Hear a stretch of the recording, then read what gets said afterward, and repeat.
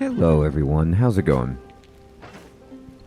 Dr. Incompetent here, and let's resume our complete beginner's guide to Stoneshard here with Arna, and we've got a couple of healing salves, some bandages, a splint, our get out of jail free Gwynel's elixir, a crowbar, we have a little bit of cash, and we also have an antitoxin, which honestly we don't really need. This gets rid of hangover and helps you with hangovers, but it isn't something that helps us, well, it helps us with any aftermath. So I guess it's okay to hold on to. I'm going to put this extra purse away. I don't think I need two. And so we are ready to try and move down here. We could wait for that, but I think I'm just going to start cutting my way down that way. And while we're on the move, poppy is good for pain, but not good for fodder. We're going to collect things so that we maybe can get a little food on the roadside.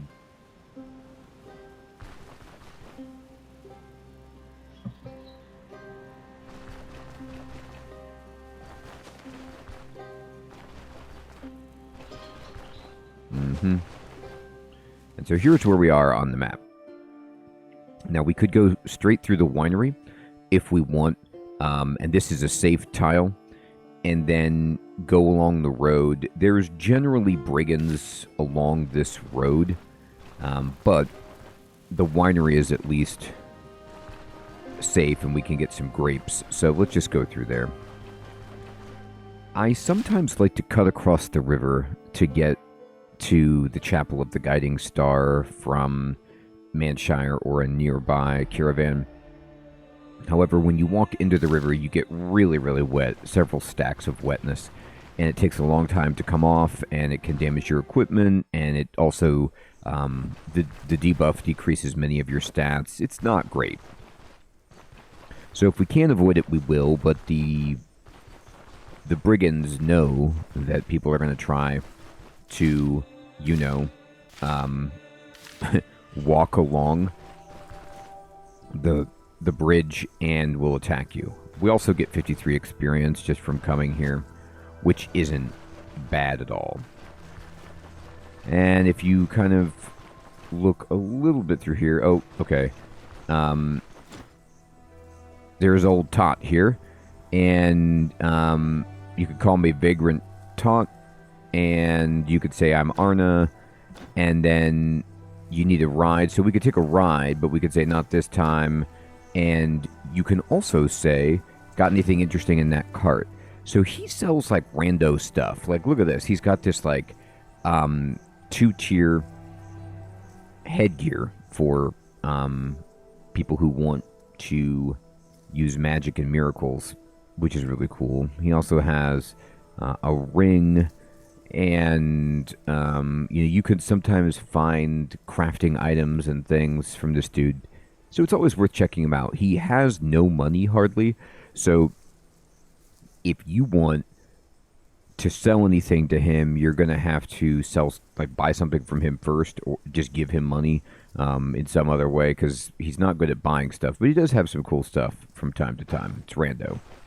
All right, there's the grape. Let's pick that up. And here's another grape.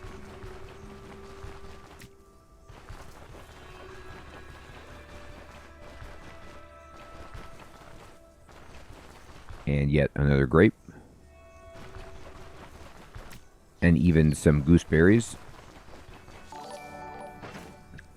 So we can look at our hunger. And then we can see we're at 18%. I'm just going to go ahead and eat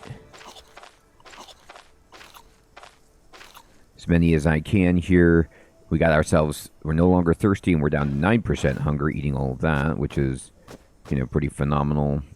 Craft up some fodder, consolidate our inventory space, and keep moving. There's more grapes if you want to look, but I don't want to say I'm in a hurry, but I would like to have some of my blessing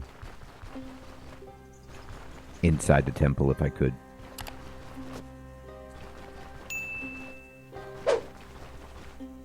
So that question mark over there could be a bad guy, so I'm going to move away from it. It could also just be an animal, but usually animals aren't on the road, so I'm just kind of step away. And you can see we're now down here. The other advantage, obviously... Oh, you know what? Okay, I'll have to do it when I forgot to get the map from Mannshire. There's a guy in the town in Mannshire that will, if you go into the kind of fort that will... We didn't even look at the fort. That sells you a map. So we'll get that. But we're doing this contract right now. And then we'll move on to doing getting the backpack. Alright, so you can see we're here. We're filling in the map. The road will kind of curl around here. I'm just going to keep going in this direction. So that I can try and find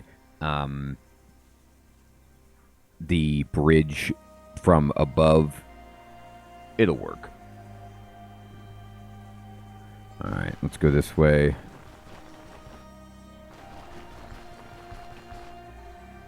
And down here. Yep, there's a guy. But he should be far enough away from us that we can get past him. It's not that I'm scared of that guy. It's my concern with a guy like that is, yeah, he's not following us, is that he slows us down. I've found in the past, personally, that with a contract where there's only 3 days, if I fight those guys and there's more than one, and I take some damage, and then I have to rest up, and then that resting takes time, which means I need more food and water. It just slows me down so that it puts a lot of pressure on getting the contract done, which I don't like. They do give you nominal experience, but I'm not really trying to get 20 or 30 experience a pop from those guys at the moment. We're not about to level up, so it's okay. There's a bunny. Now, if you wanted, of course, we could have some traps and some nets to make hunting a little bit easier. But yeah, just as I told you, there's already an enemy along the road. Let's look at this guy. He is a low danger goon. He's got himself a little knife there. So we could switch over. Oh, they have an attack dog too, unfortunately. Alright, we missed. I'm going to switch. And I'm going to raise my shield. And I'm going to punch this guy in the face. And I'm going to war cry. And this might get the dog off our back for a moment. It didn't, but it doesn't matter. The dogs are actually pretty easy compared to humans. So we hardly took any damage at all. Remember, we can go ahead and butcher the dog. And get a little bit of meat that we could cook. He dropped a battle cleaver, which, There's some bolts. I'm going to rest for a second to get my energy back. And then we'll go down here. So this is the, quote, bridge. Alright? And it's not a great bridge from here to, the Chapel of the Guiding Star. But times have fallen hard on this chapel, and people must not visit very often, so there's not much in repair here. But this kind of shallower ground makes the wetness that you incur right here only go up to stack 1. So as long as you stay on this, then you get a little bit wet, but it's just stack 1, and it will go away soon. Okay, but of course, there are enemies over here as well. Just going to shoot this guy. I'm going to reload. There's 2 of them. I'm going to shoot this guy. There's 3. Okay, that's unfortunate, so we're going to go ahead and war cry immediately. And you see how this guy is wandering away? That's why war cry is so phenomenal. I'm going to raise my shield. Because it will delay this guy, perhaps, just for a little bit. Which can be all that we need. Now, this guy has a 2-handed weapon, which is not great. So I'm actually going to step back a little bit. And it looks like they both want to fight now. Okay, fine. Let's see. I'm going to still step back. I know I'm losing my... Okay, good. He moved away, actually. And I'm going to then wait 1 turn, then raise my shield. He'll probably pick me up and try to pull me in. I need to move into him, and then now we can seize the initiative. Slice. We're bleeding, unfortunately. Slice. Cut them both. Oh, wow. Okay. We die. That's why we saved the game. So this guy is unfortunately a level 2 enemy. He's a turncoat, medium danger. And they just did way more damage than I was expecting. Now, we could die, which is not that big of a deal, because we're so close to home, and we just saved it. However, if you say to yourself, you know, I don't want to die right here, this is a good opportunity to use your Gwynel's elixir, and I'm going to do it.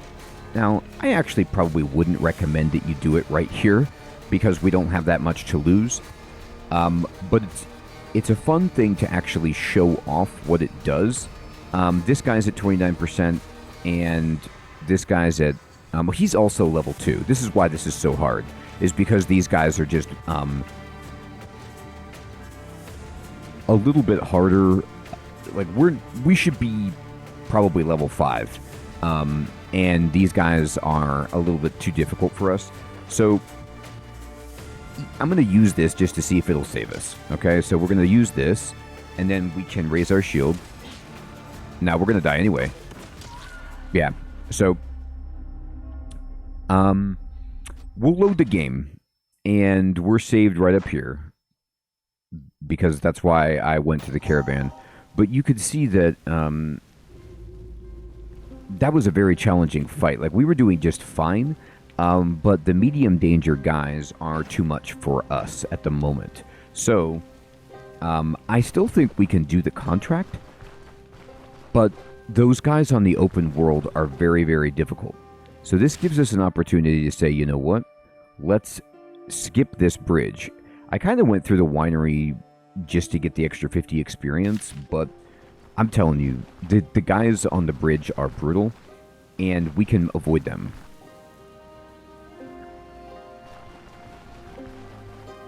It used to be the case when, before the major Rags to Riches update, you wanted to be level 5 by the time you went to Mannshire, and level 10 by the time you went to Bryn. But the game has been rebalanced and rearranged since that time. However, I still think the level 5 in Mannshire probably holds. So, you know, I was telling you that you could grind some more contracts or progress the story, and I chose to progress the story for the purposes of the guide series not taking too long, just grinding. But a lot of this game is grinding, and you'll need to do it. So what we're going to do to make your life easier, because we're kind of like pushing the limits of what Arna is capable of, what we're going to need to do is find a place to cross this river, and that's not super deep. Or if we do, I'll show you what happens. This is the bend in the river. We can step here. This is wetness 1, and you can see this is the other side of the river. However, going over here, we get wetness 4, which makes us fumble more, backfire more, gives us a bunch of bad resists to magic, but that shouldn't be an issue.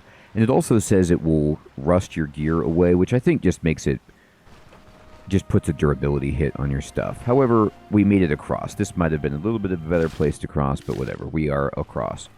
And what I'm going to do then is go this way, and we're going to swing around and avoid these guys. I believe this point of interest is a hunting location. And if you want to avoid guys, the easiest way to do that when you're navigating the world is to just stay on the edges, so that if you need to bail, you can just pop over to the next screen. So we're going to kind of do that. We should have the edge over here. We could just keep that within sight. And you could go to this point of interest, but I'm actually not doing that. And the reason I'm not doing that is because I have a time limit on my quest. And I also have some buffs that I want to retain. I think it's probably a smarter idea to just do wandering and exploring when you're not doing a contract, so you're not under the gun and can take as much time as you need. Now, if it just coincides to, oh, you see my ring is about to break. And that could be from the wetness. It probably actually is about that.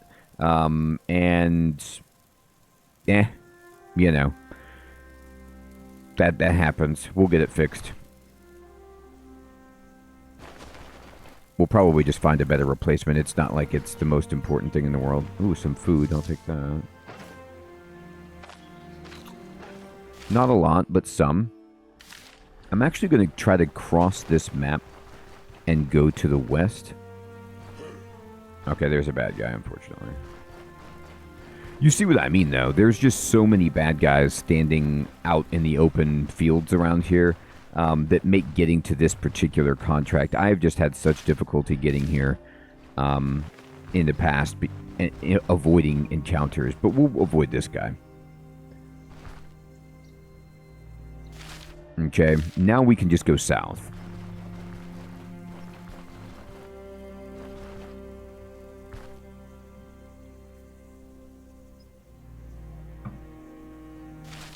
Okay, great.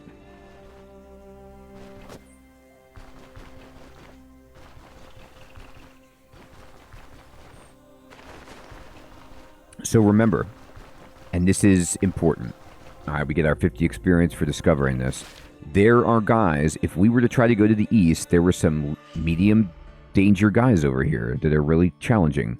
And if we complete this mission and then go back this way, we're very likely to get killed and have to load right back again here.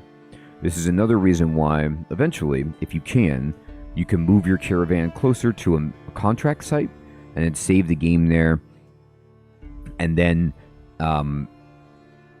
be able to kind of like get there and save it faster so that you have less chance of losing your progress. However, we couldn't move our caravan, so what you could do is wait a day of game time to then be able to move the caravan, then take a contract, then move the caravan, that kind of thing. That's fine. But what we're going to do when we finish is we're going to retrace our steps. We know that there's some baddies, but they're kind of avoidable, and they're not as formidable as two medium danger guys right there. Alright, so we can come in here, and there's a bunch of corpses around. Make sure you search all these corpses. They usually have some okay stuff. Like this guy has money and some really bad shoes. And earrings. I don't even take earrings. Piece of steel is great for repairing something. Metal. And let's see. There's another corpse or up here that we can get. And, well, they had a plate. Which isn't great. There's also a bunch of bones and some poppies for pain. I'm going to make some fodder like so. And then I'm going to use this. And do we want to fix our boots? Actually, we don't need to. So really the only thing that seems to have been damaged by that rusting from the wetness that I can see that was extensive at all was just this ring. Which, okay, fine. And that might not even have had anything to do with it. It just, I wasn't getting to a fight or anything. I was just walking around, and then it told me that it was about to break. So that was my kind of cause and effect analysis there. I'm going to examine surroundings. Now, what are we doing? I'm going to go to the quest tab, and we're going to go to contracts, and we're going to track this one instead of find the hermit's hut. So we need to learn the scout's fate. So we're looking for 4 dead scouts. So let's just come in here. Okay, we have a main chamber. There's a cave-in over here, or a collapsed passageway, and then there's nothing to the south. I'm just kind of scouting out. All right, fine. I'm going to switch to my crossbow.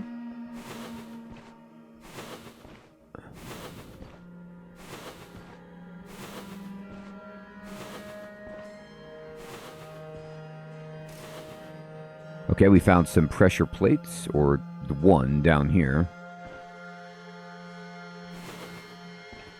I'm actually walking and searching on every step. Here's a bad guy. This is a low-danger tormentor. I'm going to shout and bring back this tormentor. There's 2 of them. And it's 2 low-danger idiots. So that's probably the best that we could hope for. I'm going to wait. You not coming? Come on, guys. We can get him with Warcry. This will do.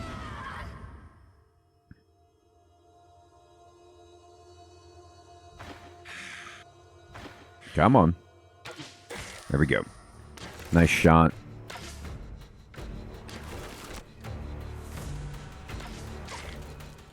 Okay, so they're wandering around because of the war cry.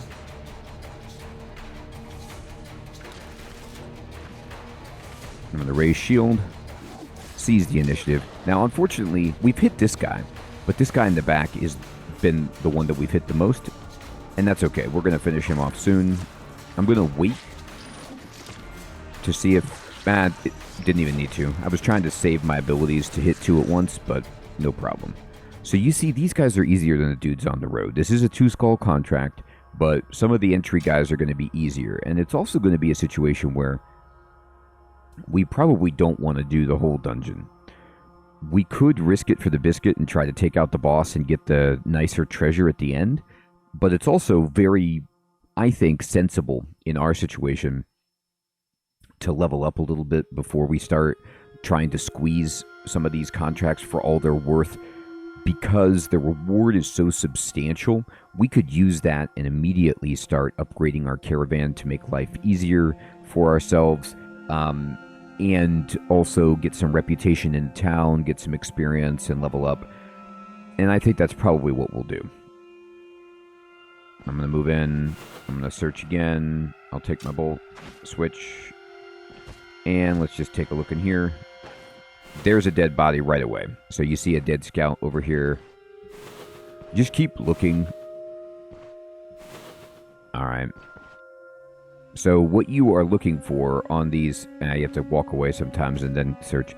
This is what you need. You need this protective seal. So just take that. And it's what you need for the contract. This is a level 2 item. It's a tier 2 sword. But it won't sell tremendously well because it's at 50% durability. You could take it and make a little bit of money. I'll take it for now, but I don't expect that it's going to hold up. I'm going to search for traps here. There's a guy down here. Okay. There's a 2-handed sword treatise 2, which is amazing. It's experience, and we can sell it. Okay, so this is a outcast. This is a medium danger. This is a tier 2 guy. These dudes are hard. I'm going to shout, and he sees us, so now we can back him up. He moves really fast, as you can see. I'm going to shoot this guy, and he is using his elusiveness ability, which basically makes him harder to hit. And I'm going to then switch weapons and hit him.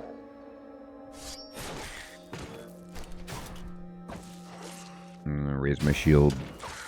And we got him. So, one tier 2 guy is not the end of the world for our character. What happened, I think, too, in that fight was that guy was using a 2-handed weapon, and he was getting some hits on us, and then the other guy was backstabbing us, like just doing a bajillion damage, and we got a bleed on us too. Even if we had stopped to repair the bleed, it would have given him a free round to hit us again. So it was just a bad spot.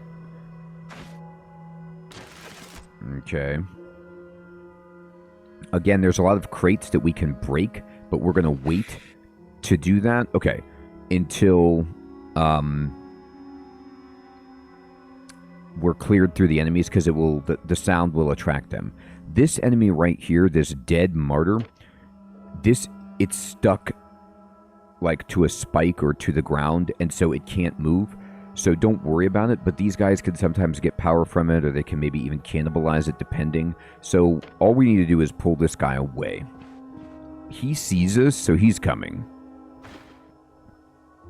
I'm just going to wait and then try to shoot this idiot. He dazes us, which doesn't stop us from reloading our crossbow. I'm going to then move this way. Make sure it's just us. I'm going to war cry. I'm going to switch weapons, raise our shield, and fight.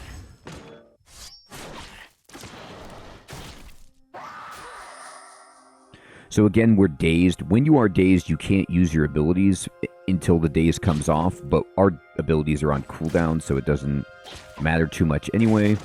This guy is healing because of his blood oath, but he's at 23% health. So we should be able to, yeah, there we go, win. And we ended up getting the heroism buff. So, terrific. I'm going to then curl around here. I'm going to switch back to my crossbow and reload it. And we can pick up some bolts.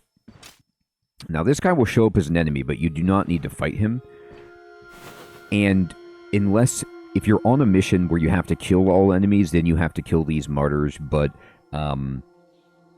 otherwise, you don't need to mess with them. And I tend to not mess with them. And the reason is, I'm going to read this. So we get the two-handed sword treaties. We get 53 experience. I can't recall what happens, but I think, you know, something bad can happen to you if you fight them, or they can try to fight you. Whoa. Whoa, there's a bunch of cool stuff in here.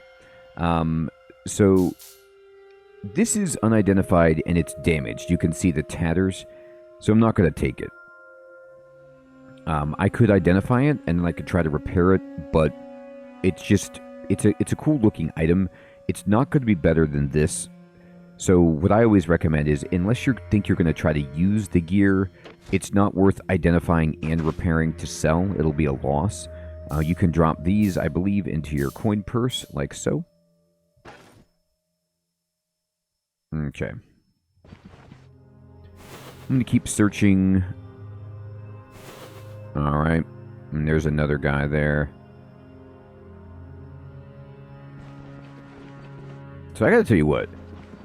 I don't know where the boss is. I can't recall. But I'd like to not fight the boss if I can. So there's some doors to the left and to the north. Alright. So let's just check all this stuff, see what we can find. Oh, there's an ID scroll. If we really wanted to identify that, I don't. There's a gold nugget. You can put that in your pouch. Here's an enchantment scroll. Now, this is really good, so I'm going to use this. So the enchantment scroll just gives a single random bonus to an item, but you got to be careful, because if you put it on an item that already has an enchant that's already blue or green, it will overwrite that. It doesn't stack. So what I want to do is pick something that I don't think I'm going to replace anytime soon. So some of my tier 2 stuff, it's going to be a while before we get tier 3. It's just hard to get access to it for us right now, and it's too expensive.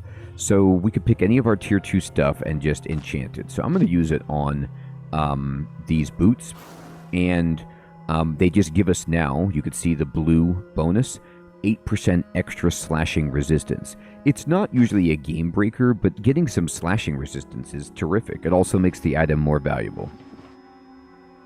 I'm not going to open any doors. I'm going to keep the doors and just explore the open area.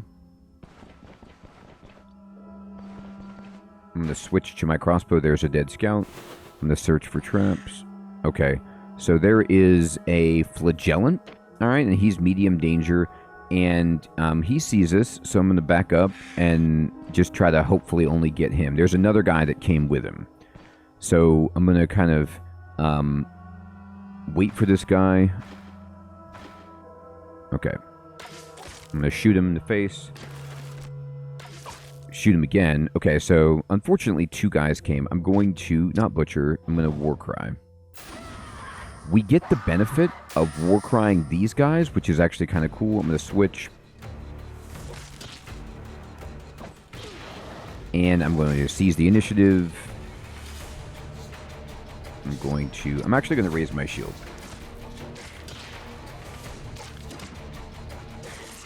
Okay, we got that guy. Slash. Ooh, we crit him.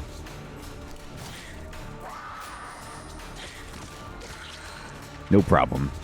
He has an unidentified mace, which is kind of cool, but this is a low-level mace, and It looks like it's in okay repair status, but again, remember it's a low-level item and weapons don't really sell for anything, so eh. But, oh, we found some rope, that's okay. We're making good progress in here. So we died coming along the bridge because it's dangerous, but in here we're doing okay. And we're about to get our second seal and be halfway done with this contract. We've moved the caravan up to Mannshire and we're rocking and rolling. And I hope you're all still finding this series to be useful and fun. Thank you so much for watching, everyone. Take care.